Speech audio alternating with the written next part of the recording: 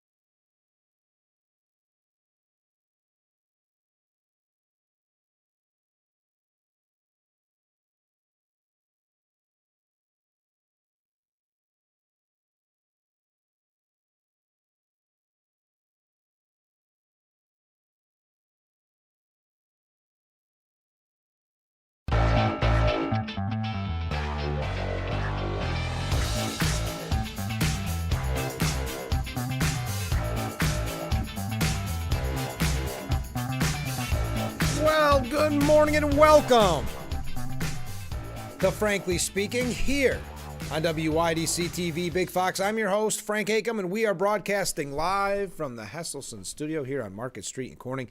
And we have a very busy and exciting and interesting show in store for you this morning. We are going to hear from Andy J., who recently won his first career ARCA Menards Series race win. He is going to be at Watkins Glen on May the 8th for race weekend. We're going to hear from him in this hour. In the next hour, Assemblyman Phil Palmisano in Albany having another discussion. In this case, we had one yesterday. In this case, about electric vehicles, a lot covered from the Assemblyman. And after that, we're going to hear from candidate for Corning Town Justice, Randy Dye. So tell me we're not loaded for bear this morning. Also, asking you, just so I can make some money, what are your Kentucky Derby picks? I see, according to the odds this morning, and according to the news this morning, I should say, that there were 2 scratches. Number 13, which means they all move up. Number 13, Silent Tactic has scratched, was a 20-1. I had 21 to, let me try it again, 20-1 odds. And then scratch was Full Effort, another 20-1. So I would love to hear your predictions, your thoughts, what you'll be betting. All right, let's go to viewer comments. Mark writes in, good morning, Frank. Well, good morning, Mark. Dave Allen Coe, yes, the author of Take This Job and Shove It, that Johnny Paycheck made into a huge hit, but David Allen Coe wrote it, has passed away in peace, or passed away, may he rest in peace, said Mark. Yes, at the age of 86, he wrote a lot of major hits, played with a lot of major artists. Yes, and I meant to mention that yesterday, and I got the story sent to me, and I totally forgot, so thank you, Mark. All right. Good morning, Frank. Well, good morning. Oh, this I read yesterday. I'm still counting it as a wave. But I don't know if we got as much coverage as I would have liked because it was right at the end of the program, so I'd love to hear your thoughts on it. This viewer says, here's my theory on school budgets. Eliminate all sports programs, period. No athletic fields, sports complexes, no transporting of athletes around the state. If parents want or support youth athletics, it should be out of pocket or community supported, not taxpayer funded. Interesting. Your thoughts on that as we will near the time where we'll be talking a lot about school budgets. And keep in mind with what's happening in Albany with not yet a budget. due. So 1 month overdue. That does make it difficult for school districts to get their budgets in place because they don't know what kind of state funding they'll receive. Next up, hey, Frank, Pete here. Hi, Pete. How are you? With an inter-show comment. One more thought on the Supreme Court decision. I went back and read the 14th, 15th Amendments and the 1965 Voting Rights Act. Since the Democrats love the Voting Rights Act so much, they ought to read the whole thing like I did. I am becoming a fan. For example, Section 4, subsection E, paragraph 2, explicitly allows a state to require a voter who does not speak English to prove they have completed a 6th grade education in the U.S. or its territories. Wow. I'll take that any day. If you read the act that is entirely including, let me try that again. Where did I lose place? If you read the act in its entirety, including all the voter fraud penalties in the later sections, if it had been adequately enforced these last 60 years, I don't think Democrats would have won a national election since 1996. Wow.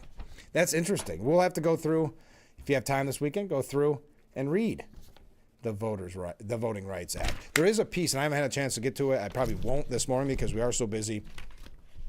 But essentially saying similar, that media's outrage over the Supreme Court's Voting Rights Act decision collides with reality. And that's according to John Shue. You can find that at Fox News. Okay, next comment from a different viewer. I support Eldridge Park, and I believe we need more family-friendly entertainment. If during the summer you could and would mention, it would be appreciated. When you do interviews or talk about events, I'm sure it gives a big boost to the event. Thank you for anything you can do. Yes, I would love to bring up events at Eldridge Park. I'd also love to have a representative on. I think we did. I might be mixing it up with radio, but I believe we did one year, and it was in regards to a big fundraising push they had with their Christmas ornaments. But I would love to do another interview with Eldridge Park and about Eldridge Park. Okay. A new survey coming from the Media Insight Project. A new poll shows that about 6 in 10 Americans say they avoid news about President Trump. I bring that up just to warn you, if you're one of the 6 in 10, buckle up, but stay tuned. Trump makes a major change yesterday to retirement plans. He signed an executive order to create retirement accounts for tens of millions of workers who don't currently have access to a 401k or another workplace plan, saying at the Oval Office, I promise to make the same types of retirement accounts enjoyed by federal employees available to all Americans. And that's what we're doing. It only seems fair. Low-income earners without an additional retirement account, an IRA, through their employer will receive a yearly federal matching contribution of up to $1,000 each, the president noted. The designation applies to individuals making less than $35,500 annually, heads of households making $53,250 per year, or couples making $71,000 each year jointly. Trump said this will be revolutionary because they'll be covered. Nobody thought it was possible. For example, if a 25-year-old who is eligible for a Savers Match program invests just $165 a month under the matching federal contributions, they will have an estimated $465,000 in their account by the time they're 65 years old. Pretty impressive. In other words, they'll be rich. And there's something awfully nice about that, said Trump. About 56 million Americans lack access to an employer-sponsored retirement plan at work, according to Pew Research. So big news with that retirement plan executive order coming out yesterday. Now, the House voted yesterday to unanimously reopen DHS. I know, because I think it was such a negative on the Democrat Party, it wouldn't surprise me if you had forgotten that the government was essentially closed. Well, a section of the government was essentially closed, but the Department of Homeland Security, because I don't think the media wanted to cover it. Sorry, I'm seeing flashing lights somewhere, and I'm wondering if I'm missing something. But the media realized that this was not looking good for Democrats. So you notice how, just like Eric Swalwell, that story completely went away in the media. The same went for this. Well, the Department of Homeland Security will finally receive most of its funding again after the longest lapse in U.S. history. The House approved by voice vote the funding measure to reopen most DHS agencies, except those overseeing federal immigration enforcement, 75 days after Democrats blocked the spending. The U.S. Coast Guard, Secret Service, Federal Emergency Management Agency, FEMA, and the Transportation Security Administration will all get full funding once President Trump signs the measure. TSA employees had to forego pay stubs for weeks as a result, and many began calling out of work, causing lengthy lines at airports. We know all about that story. But you notice how that went away from the media pretty quickly, because Democrats were taking a victory lap until they realized, wait a minute, we're at a war right now and we're not funding Department of Homeland Security and any kind of, heaven forbid, natural disaster, FEMA.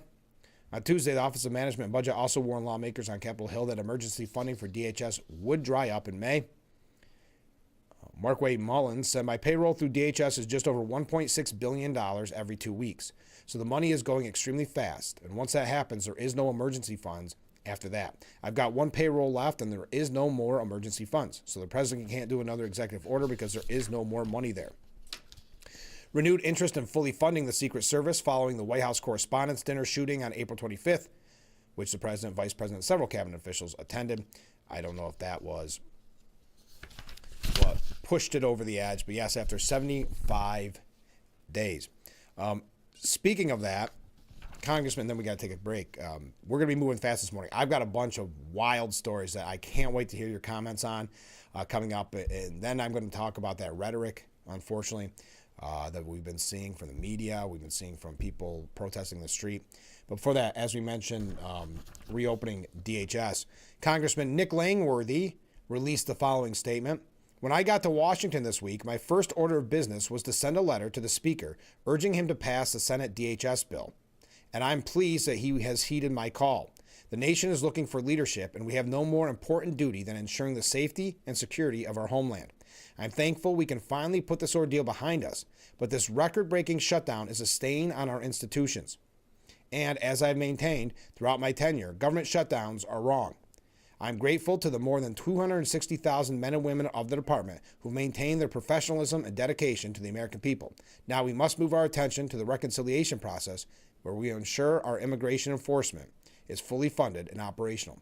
The American people deserve less scorekeeping and political theatrics and more results. So thank you to, also, a big day for Congressman Langworthy. The House passed the 2026 Farm Bill, which included several pieces of the congressman's legislation, like the GRAPE Act that's going to help the Southern Tier and Western New York. The GRAPE Act establishes a crop insurance program to protect table, wine, and juice grape growers from losses during freeze events. His Maple Act, which expands the Seniors Farmers Market Nutrition Program to include maple syrup as an eligible purchase. SAP Act, which reauthorizes the ACER Access and Development Program and strengthens industry input in setting program priorities.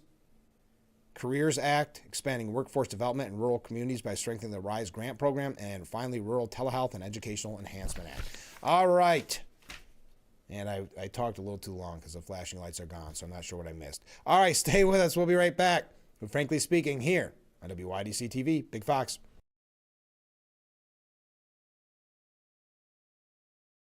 Hi, this is Tom Witzel, owner of Hesselson's in Amara Heights. At Hesselson's, we care about your well-being and overall health, whether it's relieving stress, muscle recovery, increasing circulation, or just revitalizing the body. Hesselson's now has 2 complete line of infrared and traditional rock saunas in our new and expanded showroom. Come in today and see why owning a sauna is the start of your new healthy lifestyle. Hesselson's is still locally and family-owned and operated in Amara Heights. After 70 years, it's still fun to poke in the corners at Hesselson's.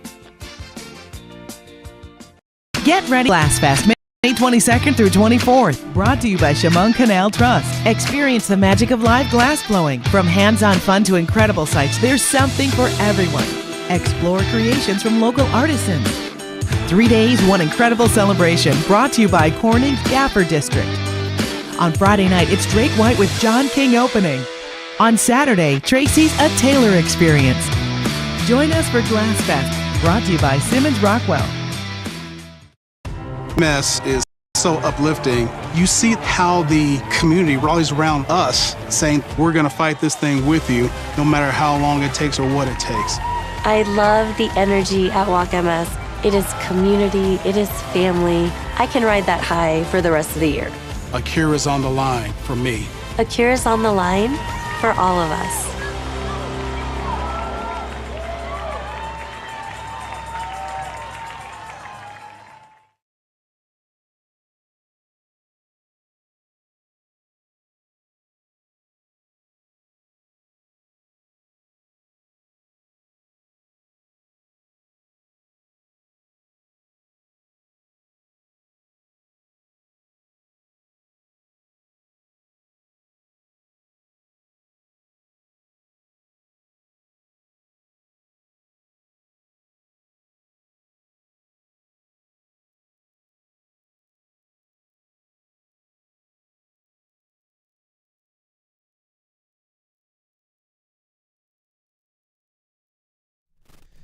The Frankly Speaking Roof Cam, brought to you by Boss Security in Horseheads.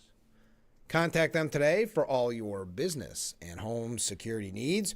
We are back broadcasting live from the Hesselson studio. Had a little issue with our weather there, so that's why the screen went blank for a second. Working on that. Also, I realized what the flashing lights are. They're working the next block over. There's some road construction. Okay, let's go to some viewer comments. Good morning, Frank. Steve here. Hi, Steve. The viewer that wrote in that all sports should be eliminated obviously must not have any ability to play a single sport and doesn't also realize the benefits to kids being on a team.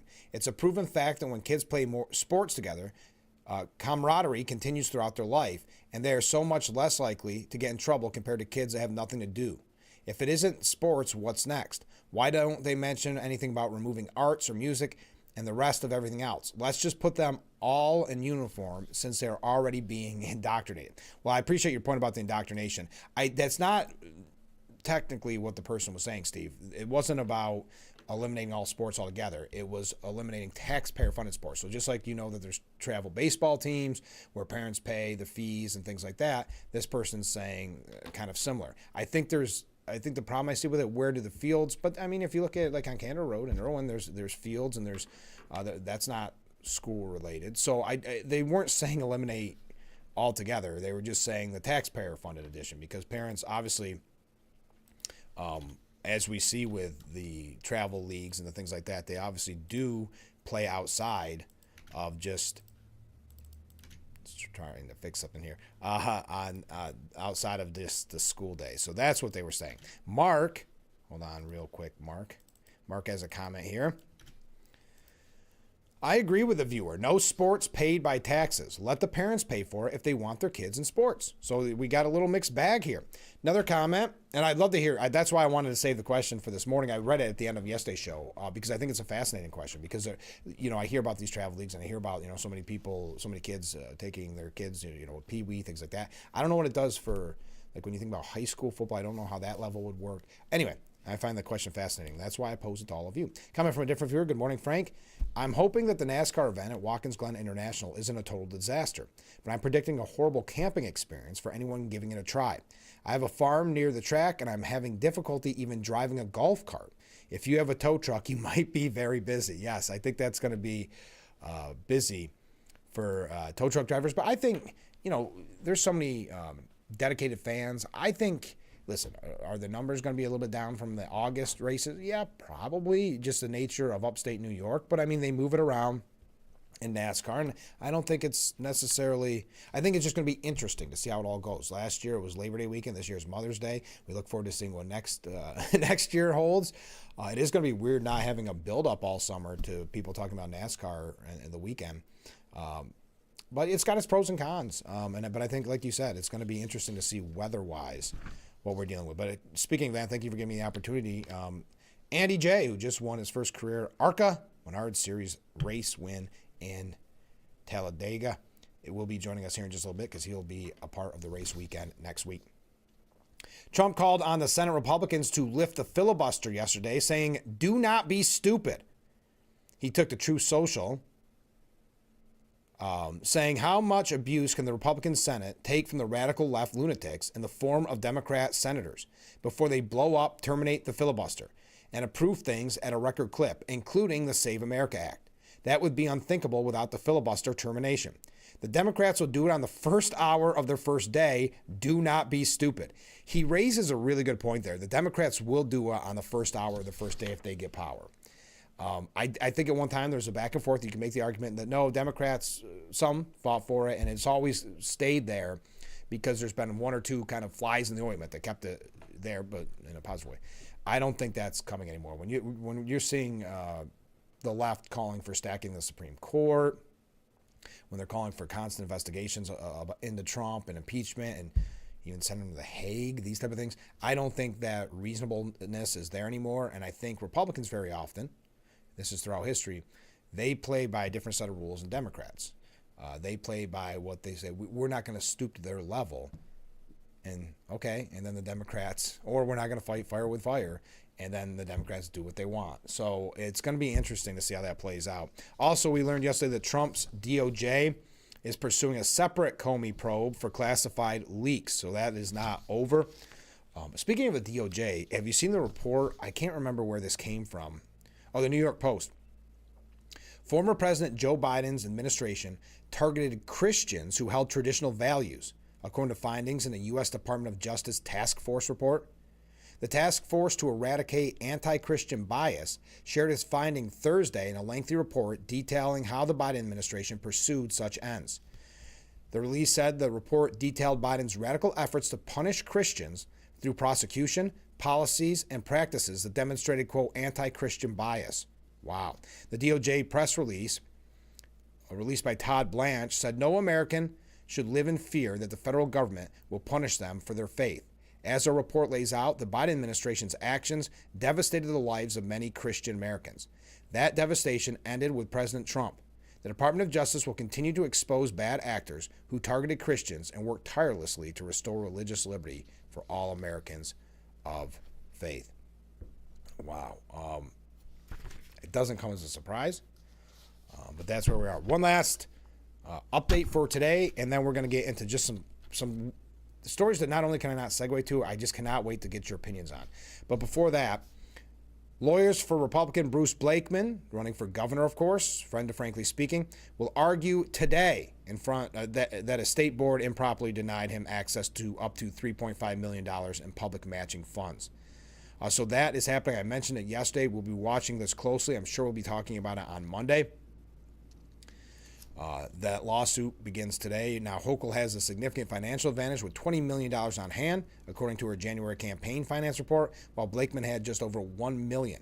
He could be eligible for up to $3.5 million. Think about that. They're so scared or don't want to play by the rules that they're saying, okay, she has $20 million. He has $1 million, and according to their rules, he should get another $3.5 million in taxpayer dollars, and they won't allow that. Goes to show you how dirty they can play. All right, when we come back, some crazy stories, some updates. Stay with us. Again, your Derby picks, your thoughts about no taxpayer-funded athletics in the schools, whatever you want to talk about, we're here for it. Stay with us. We'll be right back with Frankly Speaking.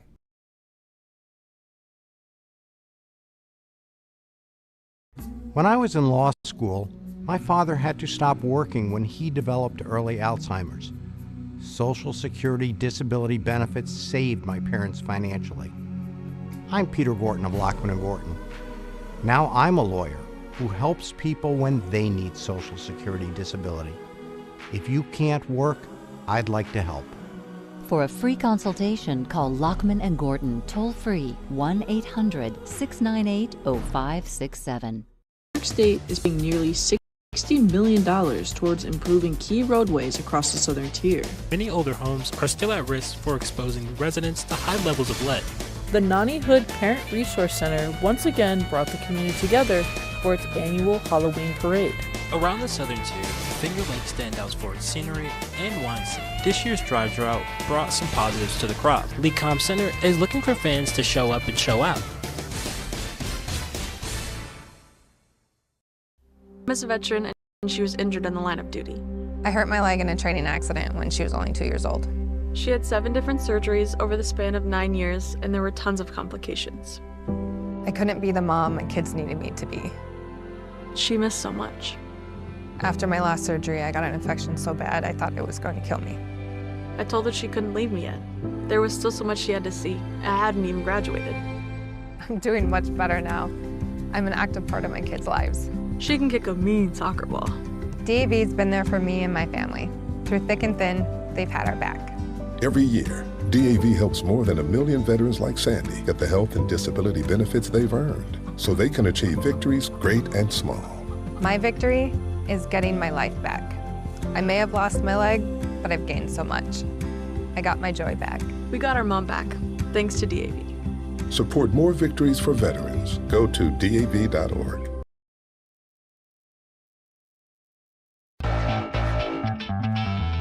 The Frankly Speaking Roof Cam brought to you by Boss Security in Horseheads. Contact them today for all your business and home security needs. We are back, broadcasting live from the Hesselson studio. We got some wild stories before we talk with Andy J. That's coming up probably after the next break. Tim Allen echoed the statement that we were making earlier in the week. Comedian Tim Allen, been in sitcoms for the last, 30 years? He talked about King Charles' historic address to the nation. And Allen wrote, would have been funny to see the facial reactions of an actual king with a no king's parade yelling at him. That's a good point. Kind of the irony there. What if as King Charles III was in the United States and New York, for instance, why not hold the No Kings rally there? The party, he continued, the party chanting No Kings was clamoring to stand in ovation of a real king. Now others said the same. The Democrats give an actual king a standing ovation. The irony. Representative Greg Stoob said, I was on the way to hear an actual king speak. Funny how the No Kings crowd is nowhere to be found. Guess the outrage depends on who's talking.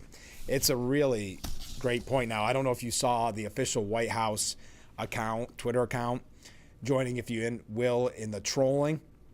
They had a picture of Trump and King Charles together with a caption, two kings. That's hilarious. Now, Tim Allen's been very outspoken lately. Earlier this year, he posted about his 13-month journey finishing the Bible, writing on X that he has been humbled, enlightened, and amazed at what I read and what I learned. I will rest and meditate on so much. I will begin it again. Yeah, he's been very interesting.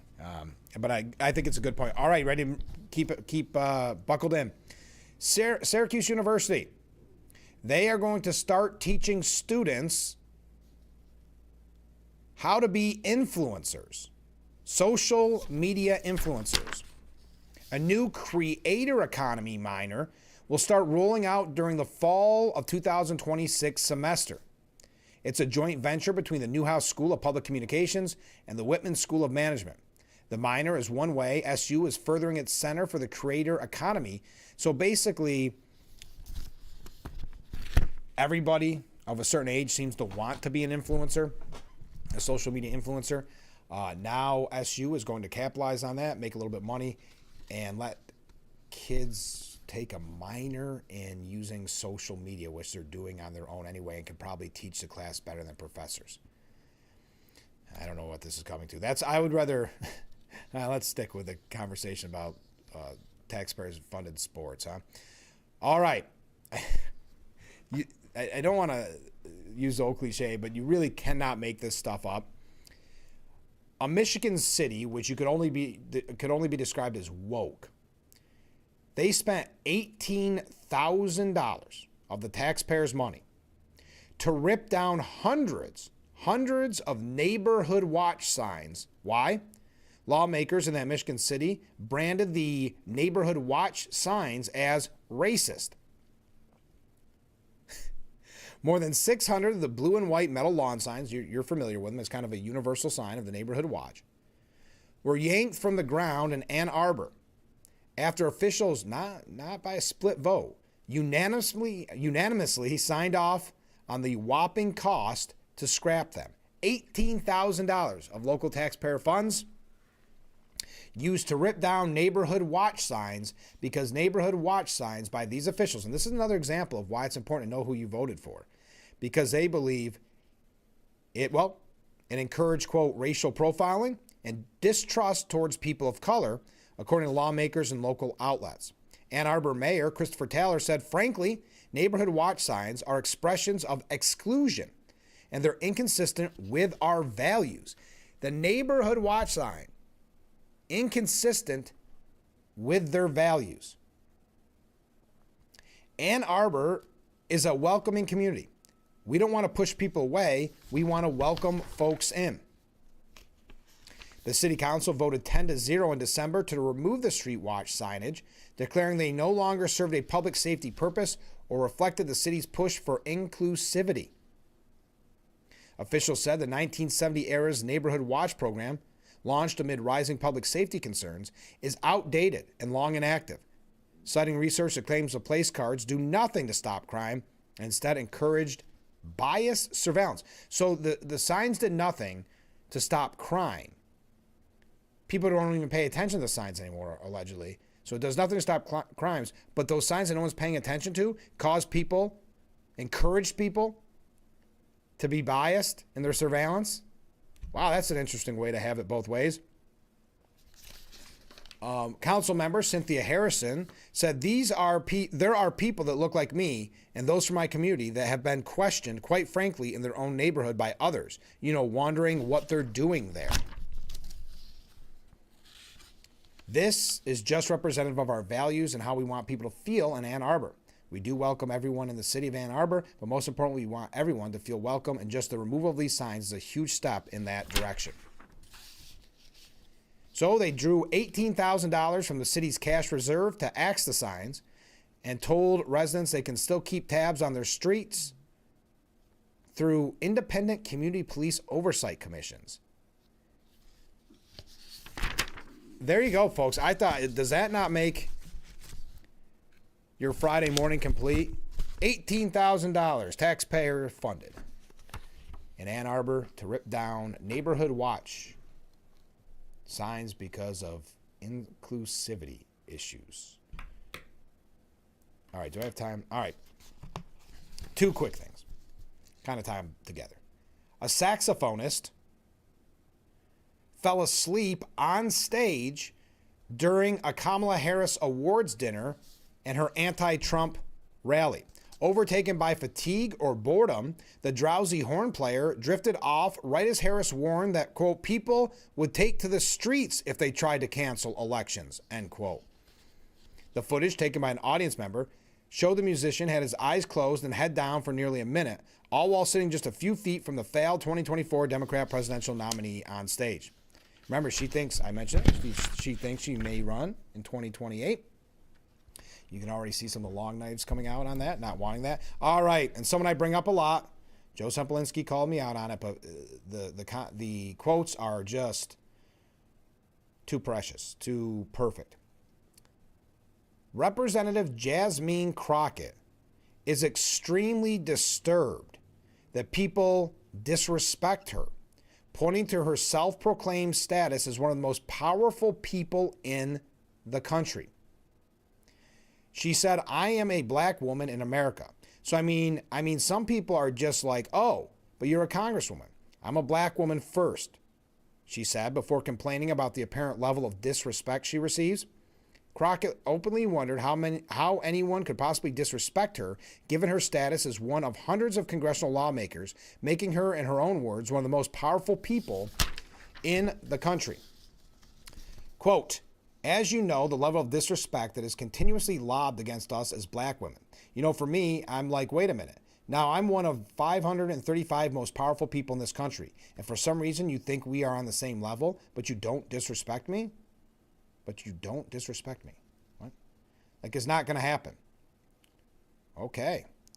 I would say, listen, you can't throw out statements like calling Governor Greg Abbott, who's in a wheelchair, Governor Hot Wheels, and not get some criticism and pushback. Or you can't do that glowing piece for The Atlantic and then criticize them for trying to interview people and try the colleagues. And then she said, I'm not going to allow you to publish that. She has no right to do that. And so then they made her kind of look bad by telling that whole story.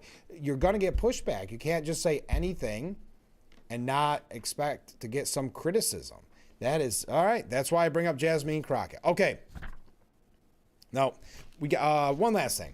Tucker Carlson, I know I've been complaining about him for a while. He told, let me try it again. He told Trump, you have failed. You hate people like that, and there may be other reasons you hate them, but certainly hate them because they're a reminder of how you failed. That means the everyday American. You have not done a good job running this country. You don't even care to try. You'd rather run the world or the empire. You don't want to improve Baltimore. You don't care about Gary, Indiana. Rural Americans make you sick. Normal leaders would ask themselves, why are people mad? Why are they dissatisfied with me? How can I help them? They're clearly in pain. So according to Tucker Carlson, Trump has failed. This is a prime example of why I've been saying Tucker Carlson looks out for Tucker Carlson. Okay, when we come back, it's his whole career. Watch him back on Crossfire. He's ever changing. He's like the Joe Scarborough of Scarborough, once a Republican, allegedly. Tucker Carlson, very similar. All right, I see we've got a ton of comments coming in. When we return, we're going to hear from Andy J. It's kind of a quick interview. Unfortunately, the Zoom link didn't work properly, or I should say the connection. So it's kind of going to sound like a phone interview because I'm going to have this picture up on the screen. But I think for all you race fans out there, I know there's a ton of you, I wanted to play this and have the opportunity because he's going to be here next week for race weekend. Then after that, we're going to play some catch up with some other crazy stories, also your comments, and then in the next hour, Assemblyman Phil Palmisano from Albany, and then we're going to hear from Randy Dye, who's running for Corning Town Justice. If you know anybody running for election, whether it's primary or general, get a hold of me because it's becoming that time of the year. All right, we'll be right back after this.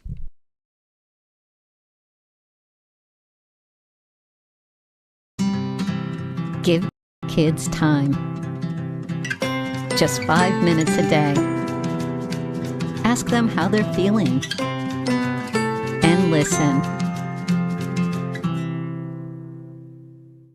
Glass Back the Park, presented by Simmons Rockwell. Friday, May 22nd, it's award-winning country music powerhouse Drake White with soulful country entertainer John King opening. Friday, May 22nd in Riverfront Centennial Park in Corning. Free and open to the public. Brought to you by Simmons Rockwell.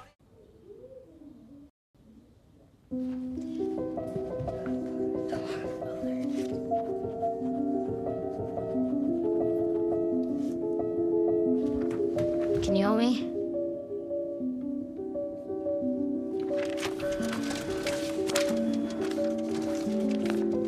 Mom, Dad, we're going out. Thank you.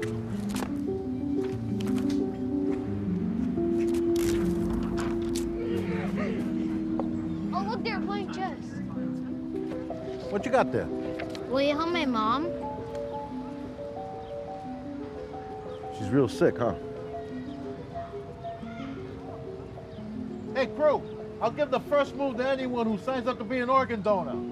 How do you do it? Easy. Just go to organdonor.gov. You heard them, organdonor.gov. More donors means more hope. Sign up at organdonor.gov.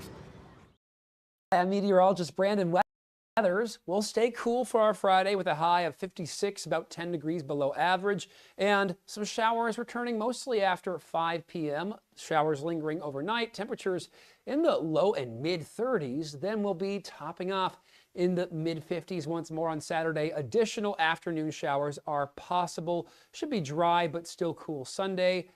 By next week, consistently more seasonable with additional opportunities.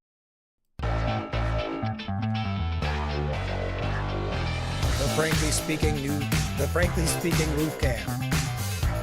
We try that again. The frankly speaking roof cam, brought to you by Boss Security in Horseheads. Contact them today for all your business and home security needs. Welcome back to Frankly Speaking here on WYDC TV Big Fox. I'm your host, Frank Acom, and we are broadcasting from the Hesselson studio. And joining us in that virtual studio, Andy, thanks so much for being on the program. Oh, no. Thank you so much, guys, for having me so I could be there in person. Yeah, no, that's okay. So what's it feel like? First of all, congratulations on your first career Arkham Menard Series win. And thank you for being on the show right after that win. How pumped are you still? Oh, man, it's still surreal. You know, it's just an incredible accomplishment to share with my team and just a lot of good feelings going on right now. I came back to the race car shop and I've been helped out getting race cars ready to come down and race at Glen here next week. Sure, I can't wait to talk about that in just a second. But how are the people of Tonawanda taking it?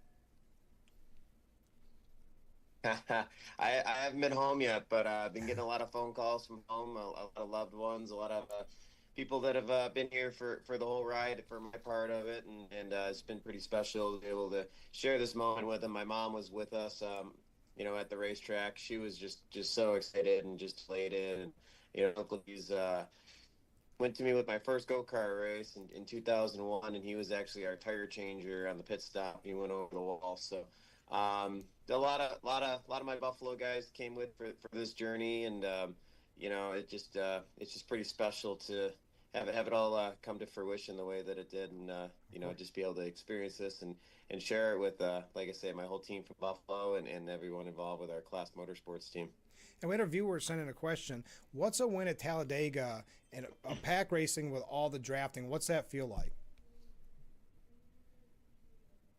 So it's funny because I've done a few interviews this week and got to talking about it, and it's even got me thinking about it a little bit.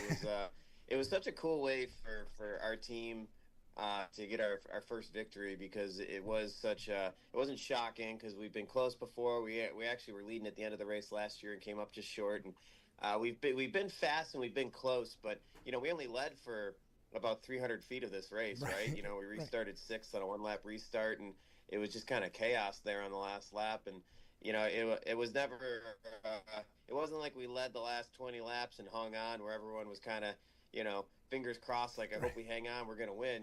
Not that they didn't think we could win, but it was just sort of just watching that last lap unfold the way that it did. It just kept getting better and better.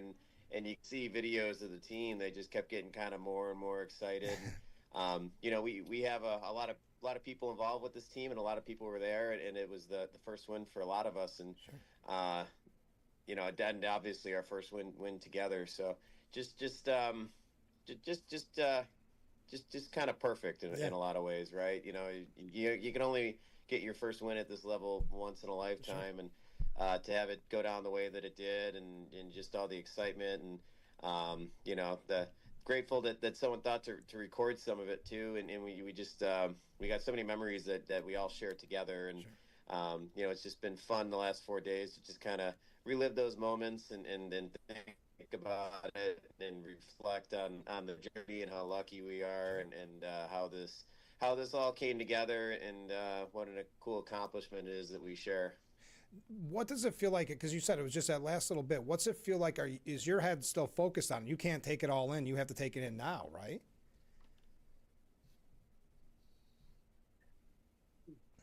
You mean like going into the week, or you talking about in the race? In the race. Yeah, I'm sorry. In the race.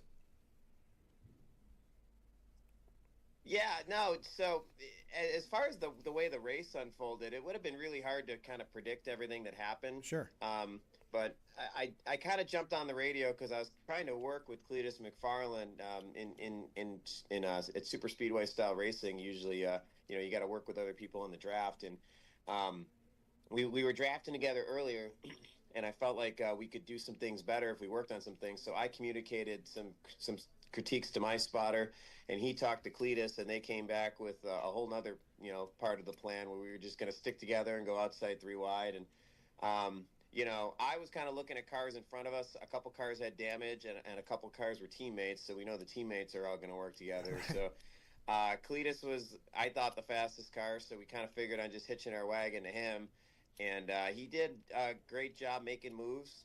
I was kind of along for the ride there for 3/4 of that last lap, and just following him, but also while I was following him, also helping him and getting him a good push. And it was probably going to come down to him and Gustine. I don't know if we had enough horsepower to get up and make it a 3-wide battle if they didn't make contact. But once they made contact, I actually thought they were going to spin. But we have our spotter, TJ Majors, who's a Dale Earnhardt Jr. spotter and Brad Keselowski spotter with a lot of experience. And he kind of saw what was happening. And we have this technique called side drafting that we use. And me and TJ talk about this a lot. We rehearse this a lot. We practice this a lot in the simulator on timing our side drafting. And all of a sudden, here was the golden opportunity. And he came on the radio and said, go down there and side draft him, go now. And the timing was perfect. And we launched ourselves out into the lead there. And it all just worked out. I think us at Class Motorsports, we probably had days where maybe we had a little bit better car and things just didn't work out, and this was just a day where just everything kind of fell our way. So just makes up for a lot of thinking about close calls and a lot of races where if we might have done one or two things differently, maybe we could have won one, right? And just to get one under our belt feels really cool, and I think it's gonna allow us the freedom to go win a little bit more without that pressure of wondering if we're ever actually gonna do it and break through. Certainly for me as a driver, it's just a really cool accomplishment. I think it's gonna probably change the way I race forever. Sure. And coming off that huge win, what's that feel like going into Watkins Glen on Friday, May 8th, right around the corner? Yeah, it's been weird trying to get used to Watkins Glen on this side of the calendar. Right. Yeah. No, it definitely there's definitely a lot of enthusiasm in the shop. We are fourth in points now, so now we're thinking about trying to use some of the momentum that we got and the exposure that we got from the past win to try to add a couple races through sponsorships. We're busy working on that. So now, Watkins Glen takes on a different meaning, because now, there's a chance we could go try to chase a championship and chase points. So it's going to be important to try to get as many points as we can out of Watkins Glen. We don't have a ton of investment in our road course program. We really sort of invest more into super speedway and mile-and-a-half type racing. Sure. And we only road course race once a year. But so we kind of know going into it, we're realistically probably fighting for we finished 7th twice is our best. So if we could get a 5th, I think that'd be really, really good for us. So, but we'll just see what happens, man. We always talk about staying in the hunt at these races and being towards the front of the field for a late restart, and guys start bouncing off each other. You never know what's going to happen, and I guess we just proved that this weekend. So we'll go there. I'm working on the simulator. I'm actually at the shop. We're working really hard on the car, and we found a couple little things we think is going to help it make it a little bit faster, and we're going to go give it our best effort, and I'll just do my best to stay on track and not make any mistakes, and we'll see what the other guys do. Just before we go, because you've been to Watkins Glen so often, is there something you're looking forward to the most? I love going to Watkins Glen. I'm not a road course racer, I'll admit that, and grew up in the circle track type background, but huge Watkins Glen fan. I don't know if I'm a road racing fan so much as I'm a Watkins Glen fan, but with F1 coming there in the 70s and all the cool stories and all the history, it's just that was the track I always went to spectate, and that was the track we used to go to, and I used to go with my stepson and go. He just asked, like, why aren't we out there? Why aren't we out there? And I just started dreaming about maybe doing something like this someday. So to be able to just be out there on that track and part of the NASCAR weekend, so cool. And everyone at the Speedway has just been so awesome to me. Just being 2.5 hours away in Buffalo, they've invited me down to do a lot of PR stuff. And I know they got some new sponsors this year. They got the Corning Museum of Glass involved, and just a lot of hard work going into keeping that place going. So it's always cool to come back. Absolutely. Well, best of luck on May 8th at the Watkins Glen International and the General Tire 100. We appreciate you giving us so much time this morning. Hey, Saturday night after the Xfinity race, follow our Facebook, Class Motorsports and Andy J Racing. We're actually going to be racing them over at Shangri-La 2 in Owego. Oh, okay. After the Xfinity race, so it doesn't conflict at all. So there'll be a big modified race. If fans want to make the short drive over to Shangri-La 2 Speedway, we're going to go race there Saturday night too, and you can make it back Sunday in plenty of time for that Cup race. So they always make it fun. They work around trying to get some fans over there from the track. So I know that's in your area. So yeah, absolutely. Some extra keep the fans. Great. Fans keep in mind. Well, thanks for the heads up. Thank you, Andy. Best of luck. Champions. We'll talk to you soon. Thank you, guys. Yep. Bye. Bye now.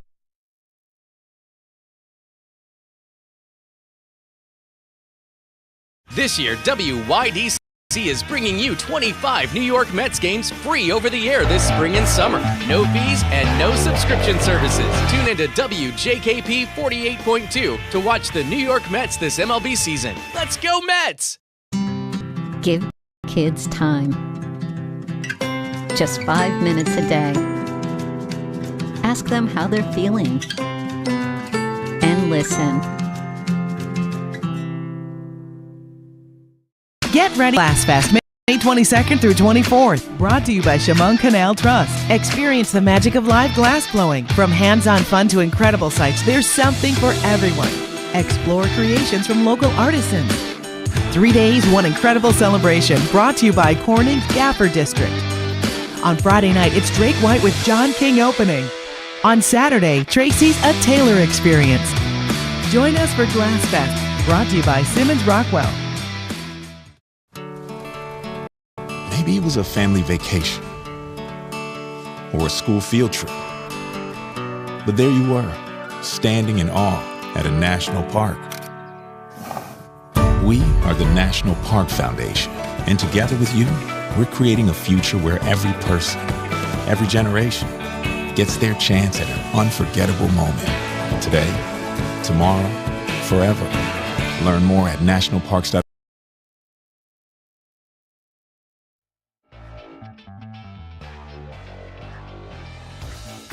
The Frankly Speaking roof cam with our beautiful view of historic Market Street, brought to you by Boss Security in Horseheads. Contact them today for all your business and home security needs. We are back broadcasting live from the Hesselson studio. Appreciate Andy J for being on the program, and congratulations to him on his big win, and he's going to be in Watkins, as you heard. All right, we got a lot of viewer comments, and they're great. Buckle up. This viewer says, I'm not really a big race fan, but find the last couple laps interesting to watch. However, I just thought they just went as fast as they could and didn't realize there was so much strategy involved, let alone the number of people involved trying to get one car to win. Yes, it is kind of fascinating to hear behind the scenes exactly what's going on. Comment from a different viewer. Oh, this is in regards to taxpayer-funded high school sports or school sports. Funding high school sports was never an issue until the pay packages for superintendents went through the roof. Corning area superintendent's salary is more than the governor. A pay cut would buy a lot of uniforms and after-hour bus drivers. Thank you very much. And yes, we will be talking about the school budget a lot. Comment from a different viewer. Good morning, Frank. Well, good morning. As for school sports, it's a major expense, but it is an interesting thought that I've had myself. I played high school sports, and most of us enjoy them in some form. And I think with the obesity among young, I'd hate to see it go, but it's food for thought. That said, what's the first thing at any school election you hear about cutting? Yes, sports, because they know it would never fly, and it makes for a good bargaining tool. Yes, they'll normally do sports. They'll talk about teacher layoffs, and they'll talk about arts being cut. Those are the major ones. Then when they change some things around, it turns out some people may lose. They always have that as, like you say, a bargaining chip. Okay. Also, SU promoting influencers. Yes, if you just joined us, Syracuse University is offering a minor in becoming a social media influencer. They can't tell you anything about Iran or who the VP is, but you can learn how to do your hair, fake nails, and make up a idiotic dance and form flash mobs that harm people. That's great. So saying sarcastically. Comment from a different viewer. The reason the No Kings group gives Charles a pass is because the King of England doesn't have the same power and control as President Trump. The Democrats are all about power and control over its citizens. Thank you very much. Comment from a different viewer regarding the neighborhood watch sign. If you are just joining us, in Ann Arbor, Michigan, they spent $18,000 in cash reserves to tear down neighborhood watch signs because they said it was against their policy of inclusivity, that it was biased in some way, that it was racist in some way. This viewer says, this is only another example of the Democrat Socialist Party beginning to slowly run the lives of Americans and to replace our democracy with a socialist regime. Thank you very much. Ken writes in, oh, how our immigration system has changed. Our immigration system was designed to bring in immigrants that would benefit our country. There were certain requirements that had to be met to enter and to stay in this country, or they'd be sent back, including but not limited to, they couldn't be sick with a communicable disease. They had to have a skill that would be beneficial to the country. They couldn't be indigent. They had to have at least some money. Indigent. I'm struggling with that this morning. But yes, I misread that. Because you don't want them to be angry either. That couldn't be indigent. Wow, I haven't heard that word in a long time. They had to be indignant, kind of works. They have to be a little respectful of the country. But anyway, they have to have at least some money. They couldn't have a criminal background. They had to learn the language. They had to learn some basics about the country and its culture. I say this because I heard that one of our esteemed politicians who has a hand in shaping the nation, Ilhan Omar, was giving a speech and referred to World War XI. Yes, getting confused with the II, the LL, World War XI. What else does she not know or understand about our country and its history? Yeah, that's a great question. And I think that happened over the weekend, didn't it? I can't believe we missed it to talk about that on the program. Ilhan Omar, but you're right, has a hand in shaping the nation. Good point. It was really interesting. And I've heard about how the system used to work, or perhaps still does if you want to become a citizen. It is a fascinating program, and I know they've said in the past that some that graduate, become Americanized, probably will do better, going back to that other viewer's comment on the history of our nation, than many of the students graduating high school or even college today. All right, keep those comments coming in. That was a lot of fun. We got to take another break and wrap up our number one. Stay with us. This is Frankly Speaking.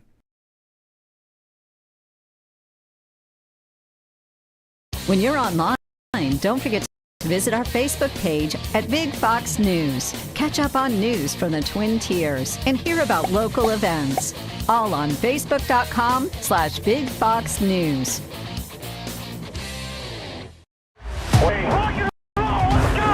If you want an experience that wakes you up, a place where you can scream to your heart's delight, go ahead. No one will hear you anyway. Here, you don't just watch. You feel. Come as you are and have a damn good time. That rumble you hear, that growl you feel, that's us.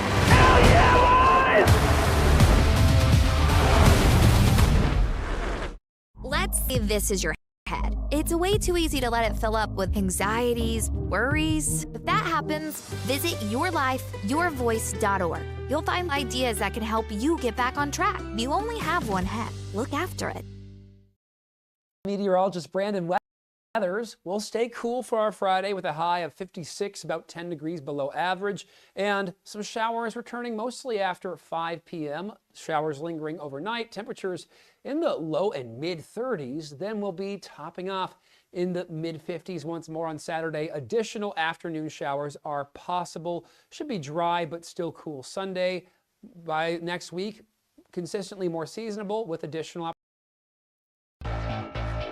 The Frankly Speaking Roof Cam. Brought to you by Boss Security in Horseheads. Contact them today for all your business and home security needs. We are back, broadcasting live from the Hesselson studio.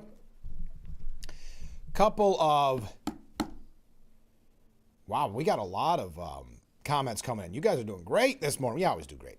When we come back, I'm going to save all these comments because we got a Climate Fact Friday Bob comment at the top of the hour.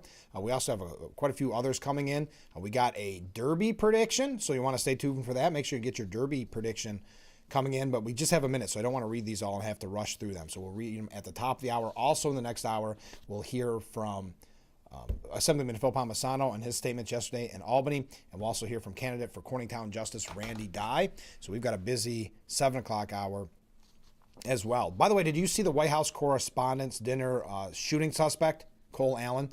Did you see what his lawyers, the argument they made for why he should walk free? Claiming he was, quote, not a danger to anybody, despite charges that he attempted to assassinate President Trump and other cabinet members, and his cabinet members. Defense attorneys claim that Allen, 31, was not prepared to carry out a mass shooting in the room where Trump, First Lady Melania, and most of the top members of the administration were in attendance because he had a pump-action shotgun. Quote, Mr. Allen has no criminal history, not even prior arrests, which alone would rebut the presumption of detention. The government's rhetoric about a mass shooting is also unsupported by its own pro-offered facts. Mr. Allen was not alleged to be holding an automatic or even semi-automatic weapon. There are the hallmarks of the modern-day mass shooting. Anyway, you get the idea. So yeah, no, it's not even a danger. That's something. But CNN was bemoaning the fact, listen to this headline, White House Correspondents' Dinner shooting yields debates over security and the new ballroom, but not guns. They're bemoaning the facts that this have not led to, and keep that in mind, because if you listen to what the lawyer said, it was a shotgun, going to show you that it's a slippery slope on how they want to ban guns. And it goes through some history. But again, why are we not talking about gun control? The sad CNN and Eric Bradner asked the question. A couple other things on that probably when we return. I'm hoping to get some New York State issues. We are moving fast this morning. Stay tuned. Hour number 1 in the books. Hour number 2 moments away.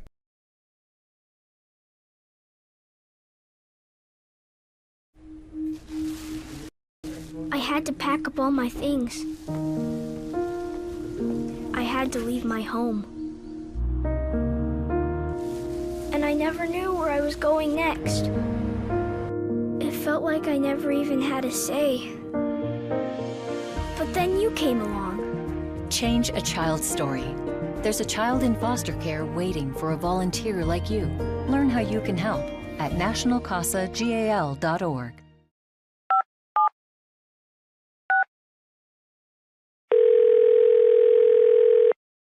Yeah, hello. I'm really not sure if this is what you all do, but I really don't have anywhere else to turn. Hi. I don't even know why I'm calling right now. I'm sorry. My thoughts are going a mile a minute. My kids are out of state. My buddies from the Army are all gone now. I'm really alone. I left the service last year. My mom just passed away a few months ago. I miss so much time with her. I keep getting calls about the bills, and I'm trying to get a job, but I feel so stuck. Okay, ma'am. I'm glad you called. Okay, sir. Let's stay on the line and walk through some things. Thanks. Okay. Thanks a lot. Thank you.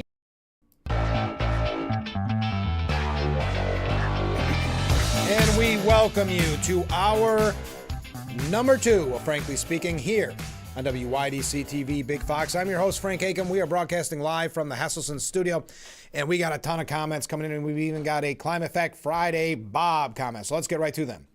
This viewer writes in, the Kentucky Derby will once again feature the best of the best, which makes it so much fun. Jockey Irad Ortiz has ridden 3 of these horses and has chosen to ride Renegade in the Derby. But I believe that jockey Johnny V will thank him for passing on Further Ado. So there you go. Bet your neighbor's house on Further Ado. Well, thank you to that viewer. So make sure you start taking your notes and get your comments in and your predictions. Now, what's interesting about Renegade is he's at the number 1 post position. So he's at 4-1 as of this morning's line. So that's kind of interesting. And Further Ado going out 6-1, and he is now in the 17th position due to those 2 scratches. So thank you for that. Comment from a different viewer. The Omar fiasco, where she said World War XI, was on Rogan's broadcast. Joe got a kick out of her blunder. Oh, it's hilarious. I mean, it as if you've never seen. Now it is Roman numeral, but you know we've all written it as either I's or L's. But to not has ever never have seen that apparently. I mean, it would look so weird, wouldn't it, if you wrote out World War and then the number 2? Anyway. Comment from a different viewer. You weren't kidding when you said you were loaded for bear. You've got my heart rate up. I guess I can skip my workout today. Well, thank you very much. Yeah, we're having a blast. All right. Climate Fact Friday. Bob says, good morning, all. Here's your climate fact. The idea that wind and solar are going to replace fossil fuels is absolutely insane. When you have wind and solar, you have it at most 1/3 of the time. They cannot produce reliable energy if the sun goes down all night. It's no good early in the morning or the afternoon when clouds come. Solar energy is more like 20% capacity and 80% capacity for wind. Mark Mills of the Manhattan Institute in New York is the expert who has written 3 or 4 papers on how much natural resources it's going to take in terms of cement the wind industry uses. The cement that the wind industry uses more than 100 times as much cement per unit of power produced as gas does 100 times more cement. So the amount of energy to produce wind and solar is a parasite on the energy industry. Everyone have a great and safe weekend. Come on, Sabres. Thank you very much. Thank you very much, Clap Effect Friday, Bob. I hope I didn't mess it up too bad. We got some other comments I see coming in since then. Trump critics are blaming President Trump's rhetoric for the dinner shooting.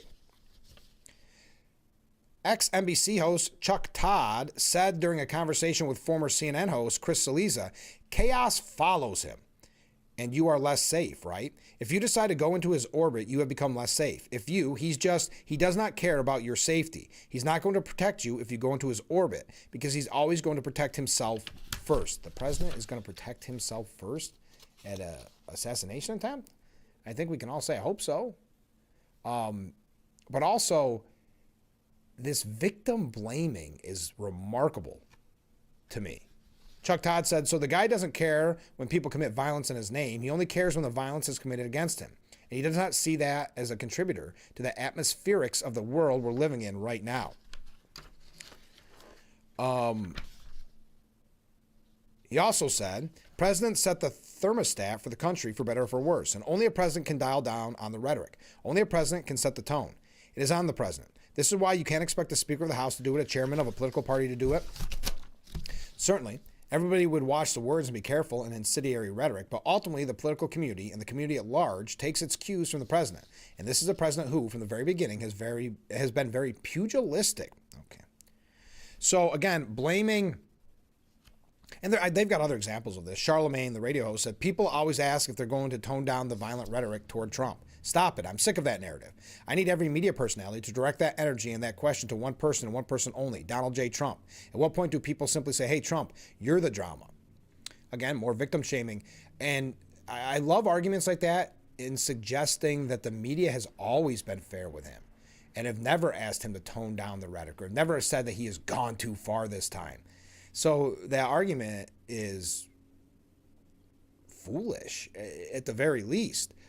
Or it's misleading because that's to suggest the media this whole time and saying, no, everybody else toned down the rhetoric. Trump has been fine. Get out of here. I don't want to go through any more of these. As a matter of fact, they have a list, and I'm not going to read all of them because we talked about it yesterday on the school, but they put together a list of educators, people teaching our future generations who have been condemned or fired over posts expressing disappointment over Trump surviving the dinner shooting. And think about how pathetic that is, too. So they're all using arguments now. And this happened, it was a little bit after the Butler attempt, where people started saying on the left, and they thought it was a funny statement to say, oh, I missed again? We got to get back. And it was outrageous and outlandish, and people lost their, and disgusting and despicable, and they lost their jobs and things like that. But for some reason, there's people that think this is still clever. So the sad thing is they already hate Trump and they can't even have an original thought. They have to steal from other people. How sad is that? I don't want to read through each of these people. They don't deserve our time or energy. But if you want to find out for yourself, it's at Fox News. It's also published on the New York Post as well. The closest being in Pennsylvania.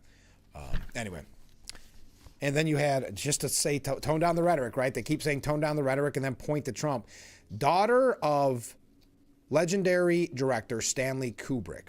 Her name is Vivian Kubrick. She unleashed a blistering social media tirade against Erica Kirk, a widow, whose husband was assassinated. Kubrick's called out Kirk's pre-recorded video address that was played for Turning Point USA's Make Heaven Crowded tour. She called Kirk's speech ghastly, inauthentic. I have never witnessed such a ghastly, inauthentic, phony performance in my life as this speech by Erica. And she said she's been around a lot of phonies. She went further, accusing Kirk of being a threat to the country, suggesting she resembled a military or intelligence operative, and labeling her definitely some kind of sociopath. Then she asked President Trump, if we're to win the midterms, you need to kill, and she put in quotes, kill Turning Point USA and let some honest-to-God, authentic, super smart young patriots rally the American youth to fight for America first. Enough on that. Wow. But just to show you the toning down of the rhetoric. All right, continuing, and I told you we're going to move fast this morning. Trump is tightening the noose on Iran and has summoned the top commanders to show Tehran that he means business. CENTCOM Commander Admiral Brad Cooper is reportedly briefed Trump yesterday about military strategy, but experts told the New York Post there was a bigger message at play. It was a signal to Iran and a political trial balloon to the U.S. That signal, Tehran should come to the table and make a peace deal or face more U.S. military might. Now, I want to mention this. I think this was out of the Sun, or maybe the Daily Mail. It was out of the United Kingdom. Now, we had yesterday, or 2 days ago, when Pete Hegseth was in Washington, you had Democrats calling this a quagmire. I've been saying from the beginning that they're trying to present this in Iran as already being longer than any war we've ever been involved in. They're trying to paint this narrative. Well, according to this poll, and I want you to fully know that my belief is it is completely false and completely biased, but the media can run with it. According to this poll, it was a Daily Mirror. A graphic shows how Iran war is the most unpopular conflict of the last 76 years. Iran is more unpopular than the Vietnam War, according to data analyzed by the Mirror, which is out of the United Kingdom, but they're saying the U.S. Version of the Mirror. Okay. According to Reuters Ipsos poll from April 28th, 61% of Americans disapprove of U.S. military strikes on Iran, up from a 43% disapproval rating at the start of the war. While our own damning polls found Christians believed Trump was lying amid a huge scandal. What? Okay, the latest poll places the unpopularity of the Iran war ahead of the Vietnam War, spanning over 2 decades, which ended with 60% of Americans believing the U.S. made a mistake in sending troops to Vietnam. Why am I going through all this? But do you see what the media is presenting to you? Or how about this? How about this? The audacity of this from the New York Times. The U.S. military was losing its edge. After Iran, everyone knows it. So the same people that were outraged at Trump and Pete Hegseth and others saying our military had gotten weak, had become too political and not enough focused on the warrior ethos. Now, the New York Times, the same people that criticized Hegseth and Trump, are now saying, the U.S. military is losing its edge. When did you report on that? If everyone knew, well, they know now after Iran. So that's very convenient. They didn't know under the Biden administration. And I don't agree with the premise. I'm just saying, especially now under Hegseth, I don't agree with the premise. But I do believe under the Biden administration, it was losing its edge. But you never saw this opinion piece at the New York Times saying the U.S. military was losing its edge under Biden. No, now it's with Trump after Iran. Everyone knows it. How convenient. The good news is the Congress, the administration, the Pentagon can all now see our military shortcomings. The bad news is that our adversaries can see them too. Washington can no longer just talk about reforming the military. It has to do it or risk making the disappointment in the Iran war become a preview of far worse. These hypocrites, these people that have no shame in how they report something. Never report, it goes to when they talk about Trump's health. Never reported under Biden, but now they want to focus on it. Laser-like. Oh, just an interesting headline. The Telegraph says, make no mistake, Vladimir Putin is now afraid. The Victory Day parade is a shadow of its former spectacle as the Kremlin proves unable to guarantee its own capital's security. Just interesting. Vladimir Putin is now afraid. Also, Trump announced yesterday that he's making U.S. troop cuts in Italy and Spain. He said, yeah, probably. Why shouldn't I? Italy has not been of any help to us, and Spain has been horrible. Absolutely horrible. Now, do you want to talk gerrymandering? Hakeem Jeffries. Oh, no, I got to take a break. My goodness. We're probably going to get into New York State issues here in just a little bit, but stay with us. We'll be right back with Frankly Speaking after this.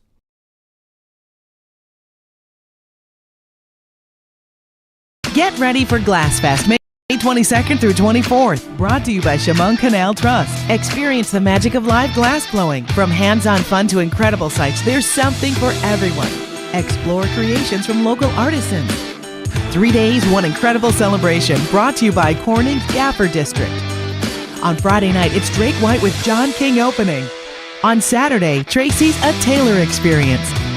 Join us for Glass Fest. Brought to you by Simmons Rockwell.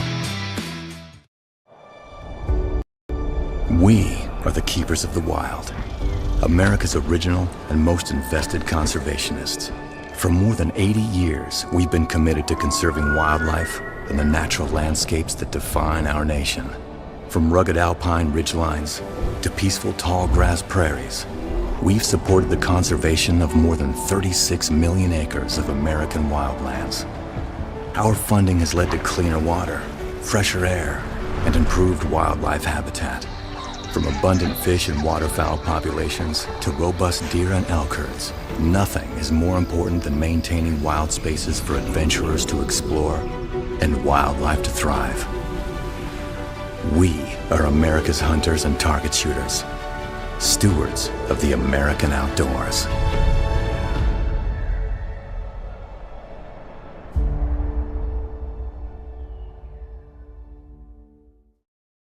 Meteorologist Brandon Weathers will stay cool for our Friday with a high of 56, about 10 degrees below average, and some showers returning mostly after 5 p.m. Showers lingering overnight. Temperatures in the low and mid 30s. Then we'll be topping off in the mid 50s once more on Saturday. Additional afternoon showers are possible. Should be dry but still cool Sunday. By next week, consistently more seasonable with additional opportunities.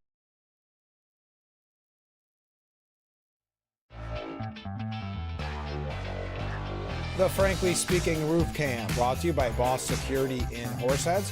Contact them today for all your business and home security needs. We are back broadcasting live from the Hesselson's studio. But we got a lot of great comments coming in this morning. A lot of interesting conversation starters. Oh, I'm already missing a few already coming in. All right. First up, morning, Frank. Good morning. This viewer writes, no foreign-born individual should ever be allowed to run for any political office. Like Ilhan Omar, these foreign-born activists do not understand or even know true American history. Why are these people allowed to run in the first place? America first. Thank you very much. Comment from Ken. So he wasn't a danger to anyone. And this is the shooting suspect at the White House Correspondents' Dinner. His lawyers are arguing that he isn't a danger to anyone.